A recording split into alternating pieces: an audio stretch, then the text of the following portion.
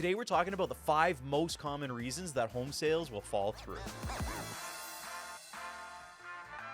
Welcome back, everybody, and thank you so much for joining me. It is an absolute pleasure to have you tuning in again this week. Today's topic is pretty interesting because, believe it or not, in this market, we are seeing a lot of sales fall through. Are you somebody that had one fall through?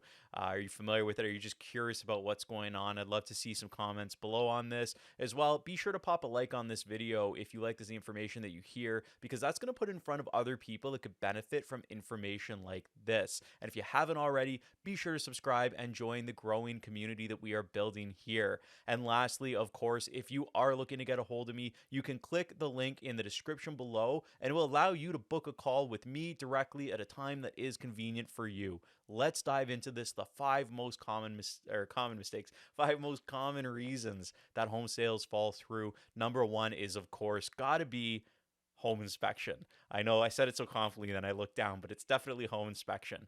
The reason for this is there is no perfect house out there. One thing with home inspections is a lot of people are under the idea that it's either a pass or a fail scenario, but that is not the case. Essentially, what a home inspector does, they come in, they're going to take a look at the main components of the house: foundation, roof, attic, furnace, air conditioning, the big stuff. Then they go into the little things. And what they do is they just list all the issues that they find in the property or make suggestions on things that you should have looked at by another professional that specializes in a certain area.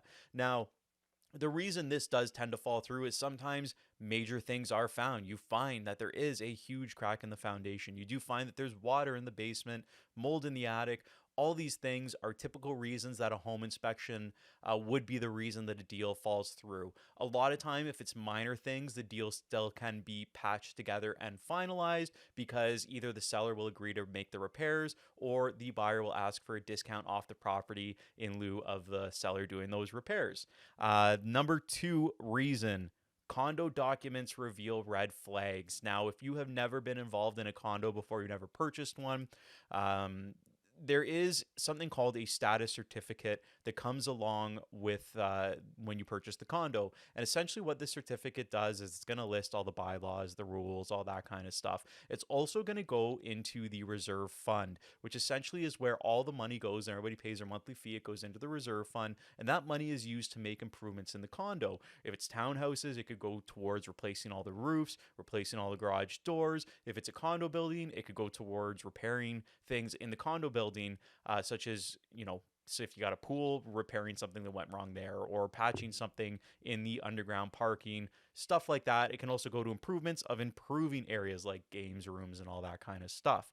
So the reason this can fall through is there are times that we get the condo documents, the lawyer will review it, and we realize that there's not enough money in this corporation for it to carry the expenses that are expected in the near future. So essentially what this means is if the roofs immediately need to be done, but the money's not there, what they do typically, the condos, is they'll either give everybody something called a special assessment, which means, okay, everybody in each unit has to pay $10,000 to make up for this expense, or they will raise the condo fee dramatically, which is why it's not uncommon to see older buildings have condo fees exceed $1,000 a month. And, when buyers do find out about this, that this could be coming, it could be more expensive for them, it can cause them to back out of the deal. Number 3, financing isn't approved or the appraisal doesn't meet the value. So yes, even though people are pre-approved, an individual may be pre-approved, the house sometimes does still need to be qualified by the bank. Now, typically, if you're putting a less than 20% down, the mortgage is insured, typically you won't get an appraisal on the property. But I'd say probably 99, if not 100% of the time, if you're putting 20% or more down on a property, you're going to probably have an appraiser go into that property. The bank's going to send it. The lender's going to want it.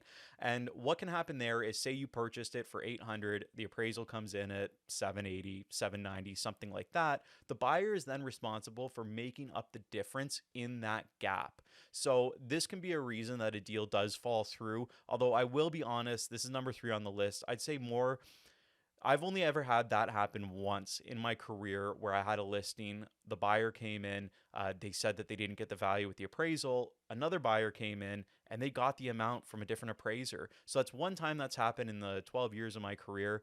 I would say number three, when we talk about financing, most likely people start to see how high their payment's going to be with the interest rates. They're going to see the interest rates they're getting. They get cold feet and they'll back out based on that finance condition.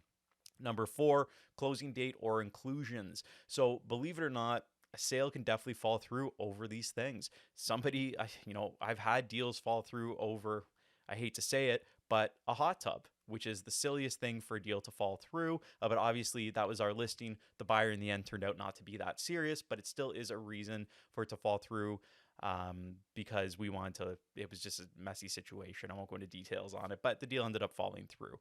And as well with closing dates, say that somebody has made an offer on a property, it's conditional on the buyer selling their own property. They may go ahead and have an offer on their property, but the closing date doesn't line up with the original offer that they had. So they can't line up purchasing your house because the people that are buying their house can't close in and around the same time. So sometimes it just doesn't work and the deal will fall through. Number five, buyers get cold feet. There's no condition for this. There's nothing, in case I get cold feet, I can back out of the deal. However, I will say this: a condition is a condition. So the way these are worded typically is that this condition is at the sole and absolute discretion of the buyer. That way they can back out of the deal if, for instance, it's a financing condition. They go in, they find out, they just sleep on it and they realize, you know what, maybe we don't like the area, we don't like the way it looks. They can essentially come back and say, you know what, we went to go do the financing. We're actually not thrilled with the interest rate we're getting. It's at their sole and absolute discretion. They can pull out on that. Likely, if they do a home inspection and then just change their mind in general, they could say, you know what, that light switch doesn't work. I'm not a handy guy. I think I'm going to pull out of this deal. So, not that I'm suggesting that's how you get out of deals, but a condition is a condition. This is a reality. People do change their minds and back out of deals for any reason when there is a condition. If there's no conditions and it's a firm deal, that's a whole different video. But anyways, these are the top 5 most common reasons that a deal will fall through. I hope you enjoyed it. I look forward to talking to you again next week.